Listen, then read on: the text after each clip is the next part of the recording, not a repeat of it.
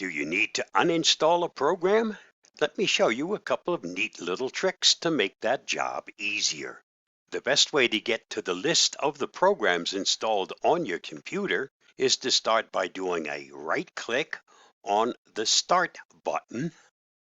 When you do that, it opens up a drop-down menu. Select Installed Apps.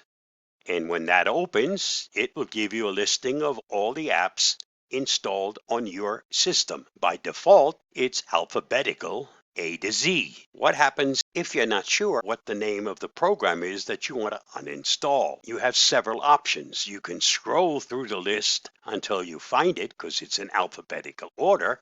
If you know the name of that app, you can do a search and it will take you right to that app.